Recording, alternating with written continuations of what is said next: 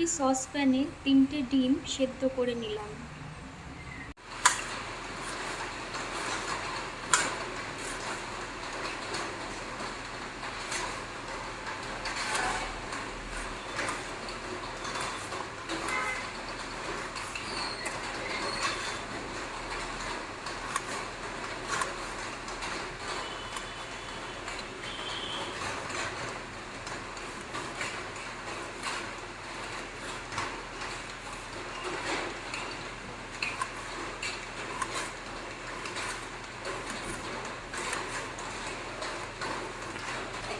লঙ্কাগুলোকে এইভাবে পেরে নিচ্ছি।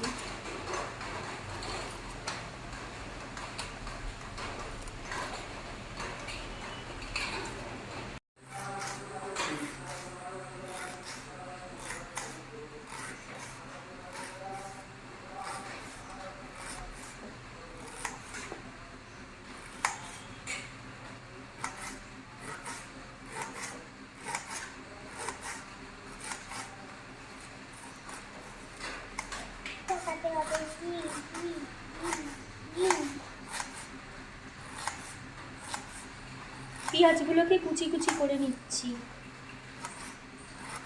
ঝিরি ঝিরি করে পেঁয়াজ কেটে নিচ্ছি।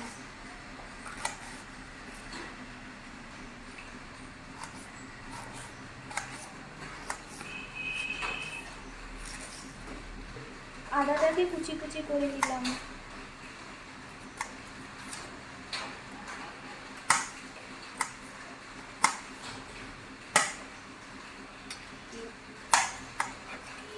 আলুটাকে টুকরো করে নিলাম।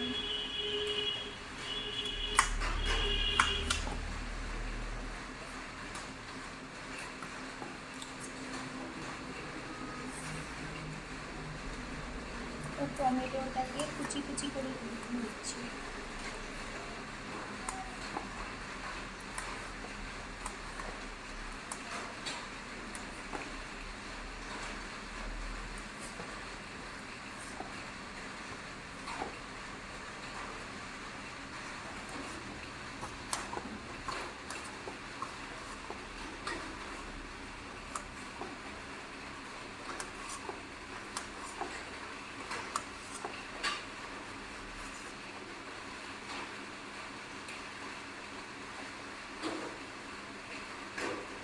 লঙ্কাটাকে কুচিয়ে নিচ্ছি।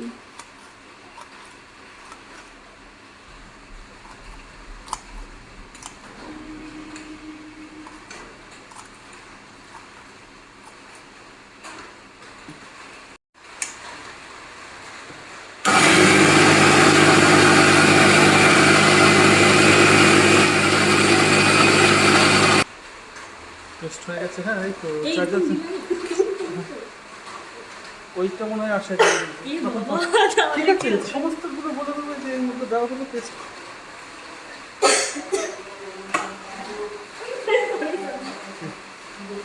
ঠিক আছে।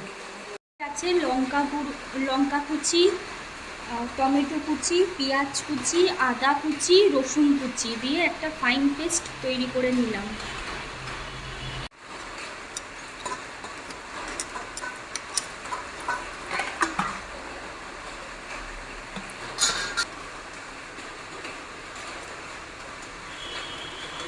এবার ডিমের খোসাগুলোকে এক এক করে ছাড়িয়ে নিচ্ছি। খোসা ছাড়ানোর সময় মনে রাখবেন ডিমটা যাতে ফেটে না যায়, ভেঙে না যায়, আস্তে আস্তে ধীরে করবেন।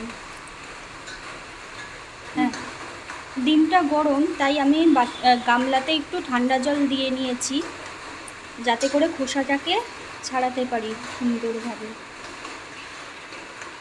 এবার ডিমটাতে একটু পরিমাণ মতো নুন হলুদ মাখিয়ে নিচ্ছি। সামান্য পরিমাণ হলুদ,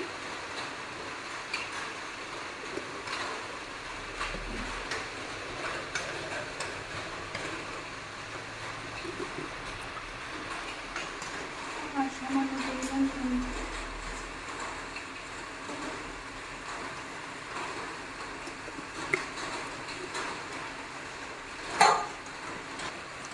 এবার ডিমটাকে নুন হলুদ মাখিয়ে নিচ্ছি।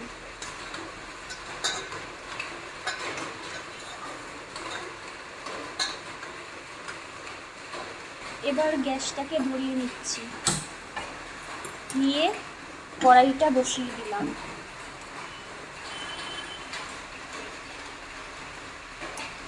কড়াইটা গরম হোক। কড়াইটা গরম হয়ে গেছে, এবার এতে খানিকটা তেল ঢেলে নিলাম। এরপরে কড়াই গরম হয়ে গেছে, কড়াইয়ে তেল গরম হয়ে গেছে, আলুগুলো ছেড়ে দিচ্ছি।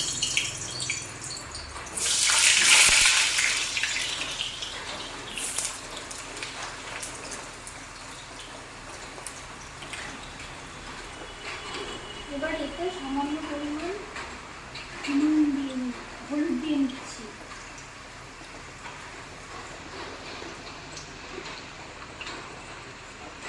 হলুদ আর নুন।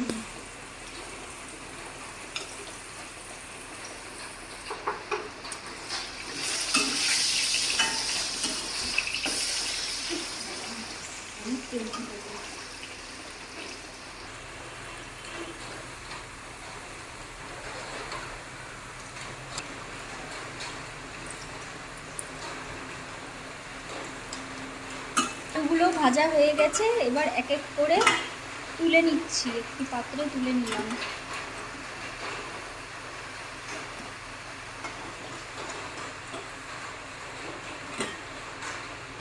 এবার ডিমটাকে ভেজে নিচ্ছি।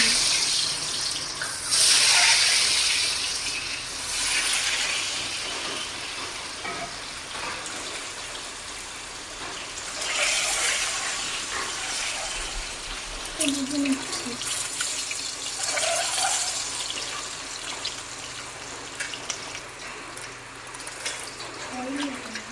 ডিমটা আমাদের ভাজা হয়ে গেছে, এবার ফ্লেমটা কমিয়ে ডিমগুলোকে তুলে নিচ্ছি।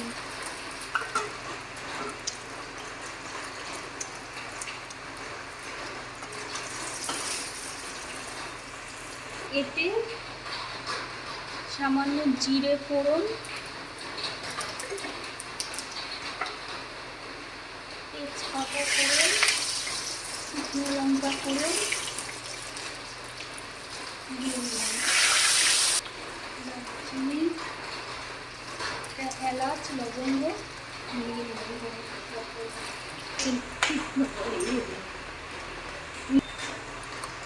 এবার এতে এক এক করে পেস্টটাকে দিয়ে নিচ্ছি।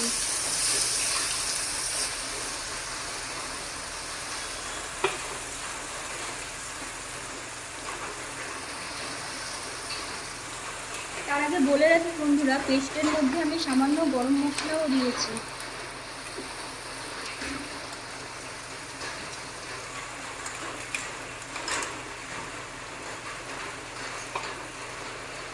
মশলাটাকে নেড়ে চেড়ে নিচ্ছি। এবার এতে সামান্য নুন,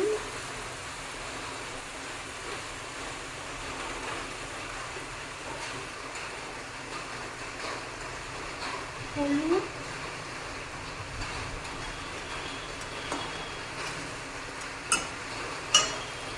দিয়ে মশলাটাকে খানিকক্ষণ নাড়ছি। হাই ফ্লেমে মশলাটাকে কষাচ্ছি। এর মধ্যে খানিকটা শুকনো লঙ্কা গুঁড়ো দিয়ে দিচ্ছি, যাতে কালারটা খুব সুন্দর আসে।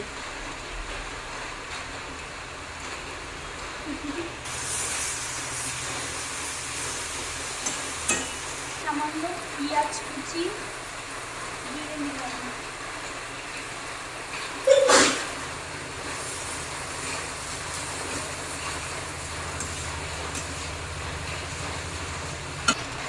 এবার এতে খানিকটা চিনি দিয়ে নিলাম, ভালো করে কষাচ্ছি।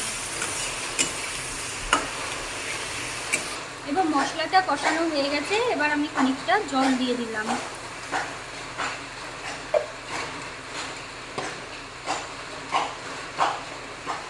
জল দিয়ে মশলাটাকে খানিকক্ষণ ফুটতে দিচ্ছি।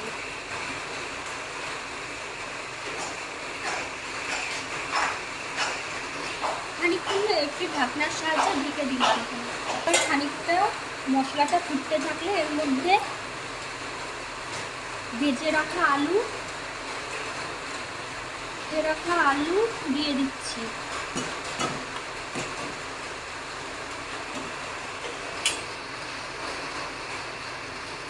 এবার দিয়ে রাখলাম, আঁচটা কমিয়ে দিলাম। দেখো এবার 2-3 মিনিট বাদে ডিমটা দিয়ে দিচ্ছি।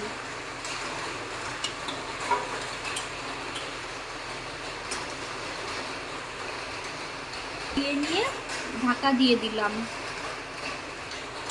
এবার একটু নাড়া দিয়ে নিলাম ডিমের ঝোলটাতে, নেড়ে চেড়ে নিচ্ছি। অনেকক্ষণের জন্য ঢেকে দিলাম। ডিমটা হয়ে গেছে, এবার গ্যাসটা অফ করে দিলাম। অফ করে ঢাকাটা সরিয়ে ডিমের হয়ে গেছে আমাদের ডিমের কারি। এবার এই পাত্রের মধ্যে ঢেলে নিচ্ছি।